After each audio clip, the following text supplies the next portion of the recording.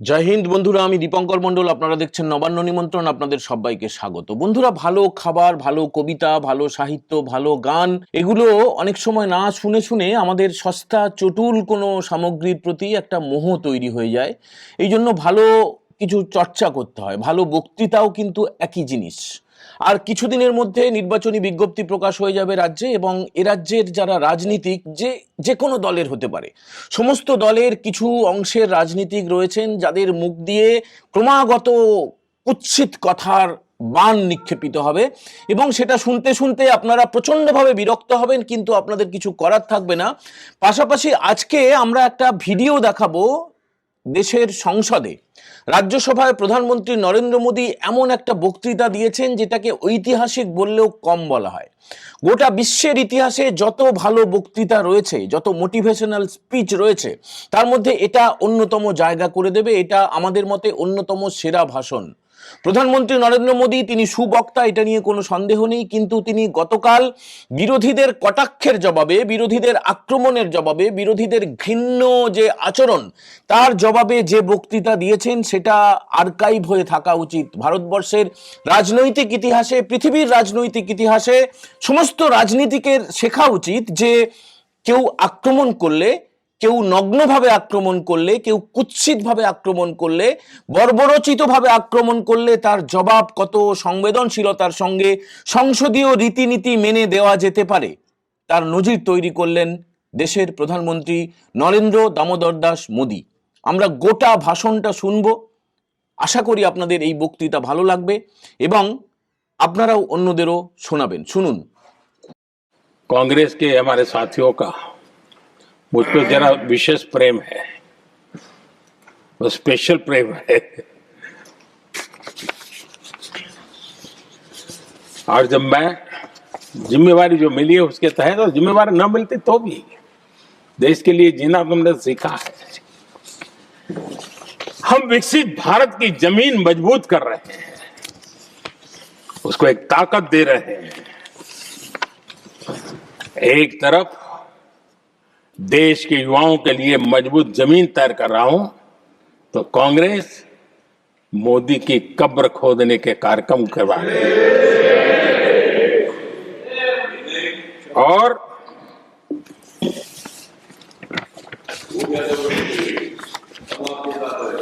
मोहब्बत की दुकान खोलने वाले मोदी तेरी कब्र खुदेगी के नारे लगा रहे हैं जी।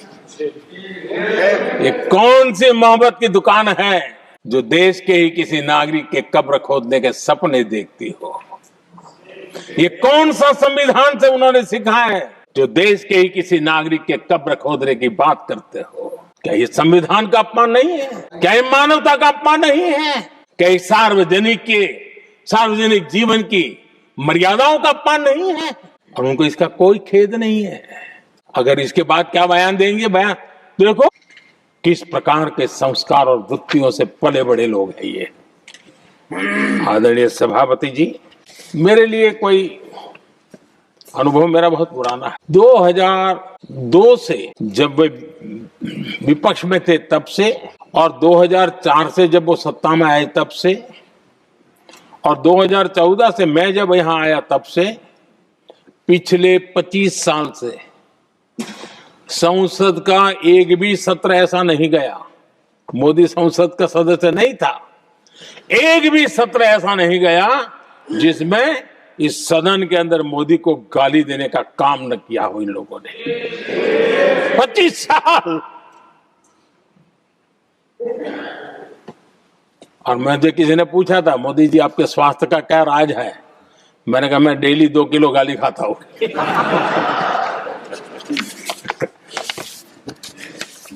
आदरणीय सभापति जी, ये मोदी की कब्र क्यों खोदना चाहते हैं?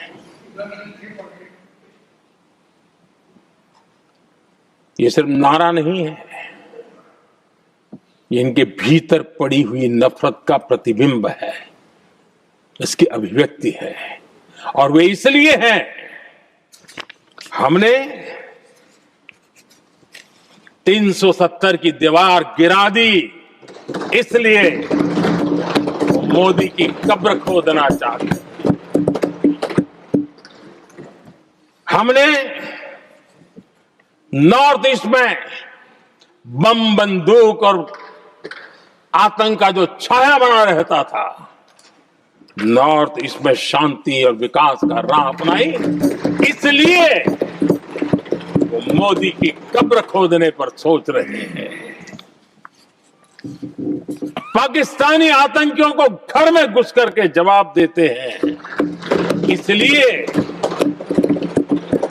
मोदी की कब्र खोदने की बात कर रहे हैं। ऑपरेशन सिंदूर करते हैं, इसकी उनको परेशानी होती है और इसलिए वो मोदी की कब्र खोदते हैं।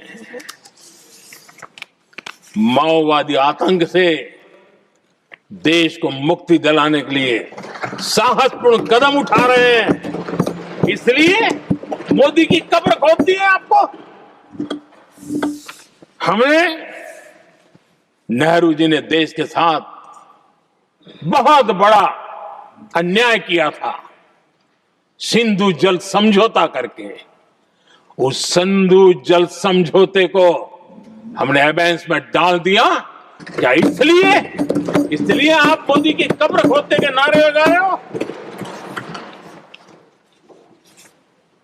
आदरणीय सभापति जी, कांग्रेस की परेशानी कुछ और है। ये पचा नहीं पा रहे कि मोदी यहां तक पहुंचा कैसे, और उनकी परेशानी बढ़ती जा रही है कि भाई पहुंचा तो पहुंचा, लेकिन अब तक टिका क्यों है? और इसलिए वे एक ही रास्ता उनके लिए बचा हुआ लग रहा है कि मोदी तेरी कब्र खुदेगी। आदरणीय सभापति जी, ये तो मान करके बैठे थे। उनका लोकतंत्र, संविधान के कोई लेना देना नहीं। उनको तो लगता है कि प्रधानमंत्री पद उनके परिवार की जागीर है, उस पर कोई और बैठ नहीं सकता। ये जो उनके भीतर में नफरत पड़ी हुई है ना, मोहब्बत की दुकान में जो आग भरी पड़ी हुई है ना, उसका परिणाम है। और इसीलिए कोई क्यों बैठा, हमारा पैतृक अधिकार था, इसलिए मोदी की कब्र खोदने का नारा लेकर के वो चल रहे हैं। आदरणीय सभापति जी, कांग्रेस के शाही परिवार को देश ने दशकों तक अवसर दिया है, ऐसा नहीं है। देश ने आपके लिए भी अपना भविष्य दांव पे लगाया था, लेकिन आपने गरीबी हटाओ के नारे लगाए, गुमराह किया। लाल किले पर से कांग्रेस के एक भी प्रधानमंत्री के भाषण में गरीबी हटाने की बात ना आई हो, ऐसा नहीं हुआ है।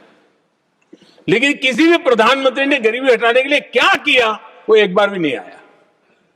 और नारे से अधिक कुछ नहीं था उनका। और मोदी ने रास्ता अपनाया गरीब को एम्पावर करने का, गरीब को सशक्त करने का। और मेरे देश के गरीबों को मैं सलाम करता हूं, उन्होंने देश की योजनाओं को समझा, स्वीकारा और अपने सामर्थ्य को बढ़ाने के लिए प्रयास किया। मैं देश के गरीबों का गौरवगान करता हूं कि हमारी नीतियों पर भरोसा करके, हमारी नीयत पे भरोसा करके उन्होंने भी अपने आप को खपाने के लिए कोई कमी नहीं रखी।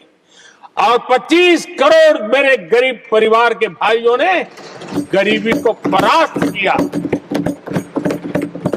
और खुद गरीबी से बाहर आए हैं।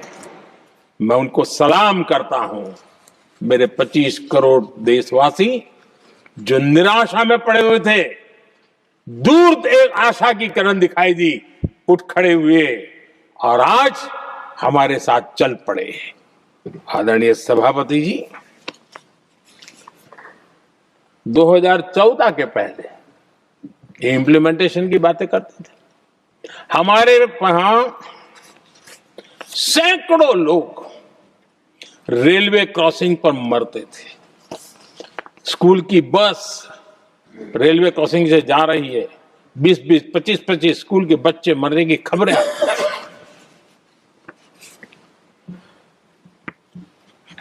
अनमैन्ड रेलवे क्रॉसिंग, वो इतना बड़ा काम नहीं था कि नहीं कर सकते थे।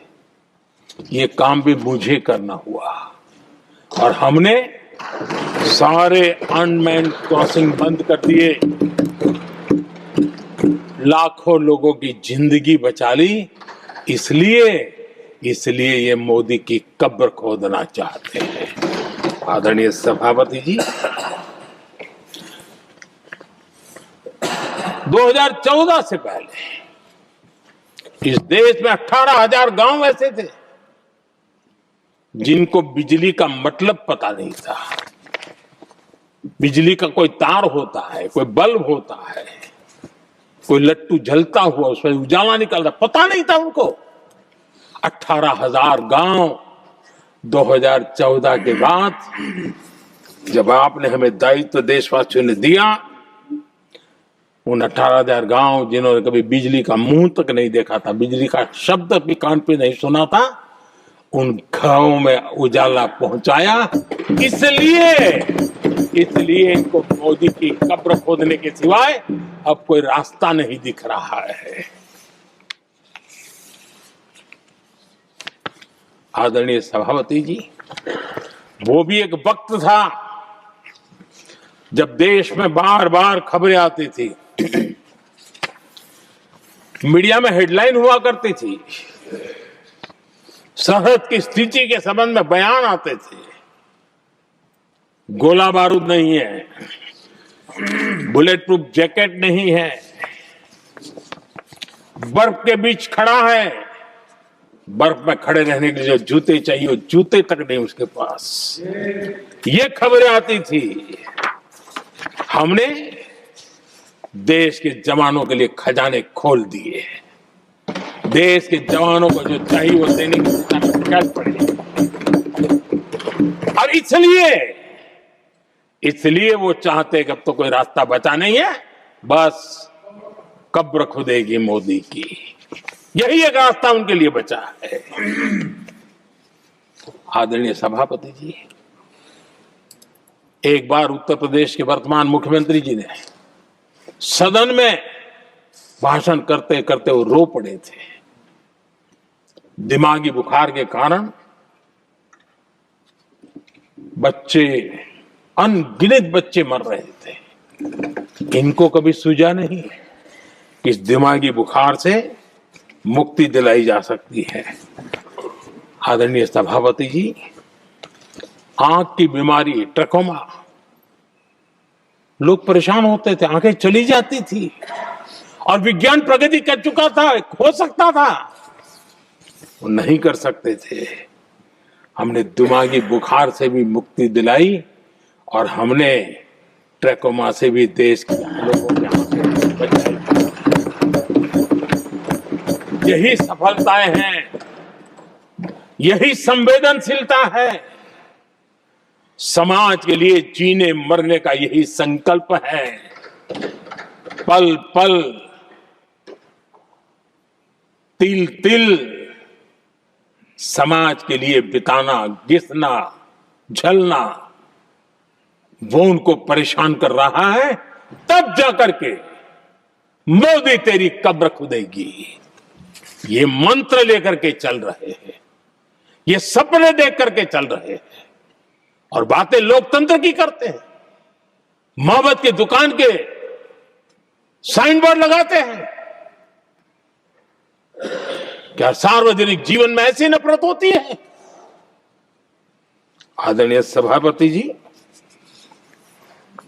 इनकी सरकार रिमोट से चलती थी, मेरी सरकार भी रिमोट से चलती है। 140 करोड़ देशवासी मेरा रिमोट है।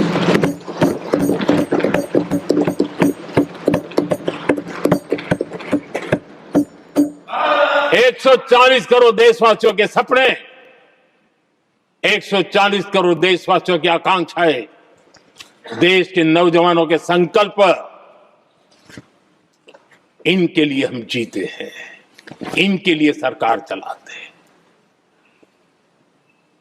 सत्ता हमारे लिए सुख का रास्ता नहीं है, सत्ता हमारे लिए सेवा का माध्यम है।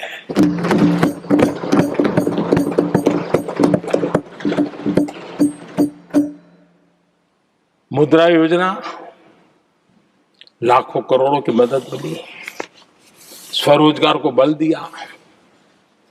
कांग्रेस ने कभी स्टार्टअप कल्चर को प्रमोट ही नहीं किया। कुछ सैकड़ों में स्टार्टअप बेचारे अपने उनको पता भी नहीं था। और इनका तो हाल ये है आदरणीय सभापति जी, अपने घर के स्टार्टअप को भी वो लिफ्ट नहीं कर पा रहे।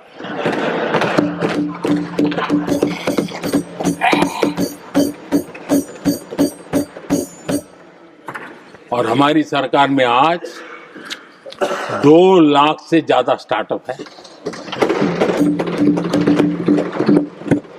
और जब सफलता एक के बाद एक जन सामान्य के दिलों को जीतती है ना, तब जाकर के उनके पास एक ही रास्ता बचा है, मोदी तेरी कब्र खुदेगी। लेकिन उस हमारा याद कीजिए, बीएसएनएल को लेकर के चुटकुले चलते थे, कार्टून बनते थे। आज स्वदेशी 4G स्टैक हमने खड़ा कर दिया। 5G दुनिया में सबसे तेज गति से रोल आउट करने का काम हमने कर दिया। कम्युनिकेशन की नई जनरेशन, नई टेक्नोलॉजी, नई सोच, इसको हमने आगे बढ़ाया। और इसलिए दर्द जुबान पे आ रहा है, मोदी तेरी कब्र खुदेगी। आदरणीय सभापति जी, गरीब की सेवा ये मेरा सौभाग्य है। 4 करोड़ गरीबों को पक्के घर देना मैं जीवन में सुकून मानता हूं।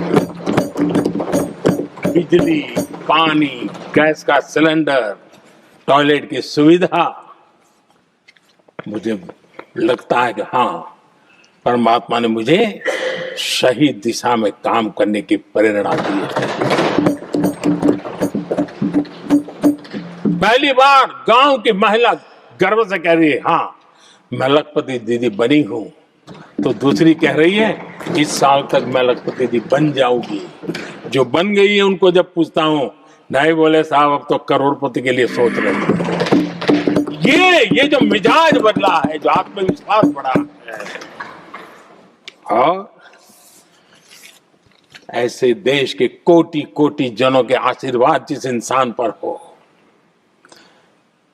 कोटि कोटि माताओं बहनों का जिस पर रक्षा कवच हो, नारे कितने ही लगा लो, कब्र तुम नहीं खोद पाओगे। ये देश की शक्ति, आशीर्वाद रूपी कवच, माताओं बहनों का मेरे प्रति जो भाव रहा है, जिस श्रद्धा भाव से मैंने माताओं बहनों की सेवा करने का काम किया है, जिनको कोई पूछता नहीं था उसको मोदी पूजाता है, यही करना है। और ये आशीर्वाद ही है जो इनको चूभते हैं, और इसलिए कब्र खोदना चाहते हैं। বলুন কি প্রতিক্রিয়া? বাকরুদ্ধ হয়ে যাওয়ার মতো না? মানে আমার মতে সংসদে এত ভালো ভাষণ আমি অন্তত শুনিনি। আপনারা কি শুনেছেন? আপনারা কি মনে করেন না যে এই ভিডিওটা, প্রধানমন্ত্রী মোদীর এই বক্তব্যটা প্রত্যেকের কাছে পৌঁছে দেওয়া উচিত? যারা তার বিরোধী, যারা তার পক্ষে, সবার শোনা উচিত। যে কোনো সাধারণ মানুষের শোনা উচিত। একদম শুরুতে যেটা বলছিলাম যে ভালো খাদ্য, ভালো কবিতা, ভালো সাহিত্য, ভালো সঙ্গীত, ভালো ছবি, এগুলো দেখা উচিত। একইভাবে ভালো বক্তব্য শোনা উচিত। এরকম বক্তৃতাও হয়। এত আক্রমণের পরেও আপনারা জানেন যে প্রধানমন্ত্রী নরেন্দ্র মোদী লোকসভায় তিনি গিয়েছিলেন এবং মহিলা সাংসদরা, অবশ্যই বিরোধীদের, ইন্ডি জোটের, তারা যেভাবে ঘিরে ধরে প্রধানমন্ত্রীকে অপমান করার চেষ্টা করেন, তাচ্ছিল্য করার চেষ্টা করেন, তাকে আক্রমণ করেন, তারপরে আমাদের এই মহান দেশের সবচেয়ে শীর্ষ পদে থাকা প্রশাসনিক কর্তা তিনি যে ভাষণটা দিলেন সেটা আপনাদের কেমন লাগলো? বন্ধুরা, ভাষণ অনেক বড় ছিল, সেখান থেকে যতটুকু না দিলেই নয়, নির্বাচিত একটা অংশ আপনাদের শোনালাম। যদি আপনাদের মনে হয় এই বক্তব্য সবার কাছে পৌঁছে দেওয়া উচিত, অবশ্যই ভিডিওটিকে শেয়ার করবেন। যারা প্রথমবার দেখছেন, নবান্ন নিমন্ত্রণ চ্যানেলটা সাবস্ক্রাইব করবেন। আপনারা চাইলে প্রাইমারি মেম্বারশিপ নেবেন, সুপার থ্যাঙ্কস পাঠাবেন, অথবা চ্যানেলে দেওয়া আমাদের কিউআর কোডে সরাসরি স্ক্যান করে নবান্ন নিমন্ত্রণকে আপনারা আর্থিকভাবে সাহায্য পাঠাতে পারেন। সবাই ভালো থাকবেন। আজকের মতো এই এপিসোড আমরা এখানেই শেষ করছি। জয় হিন্দ, বন্দে মাতারাম।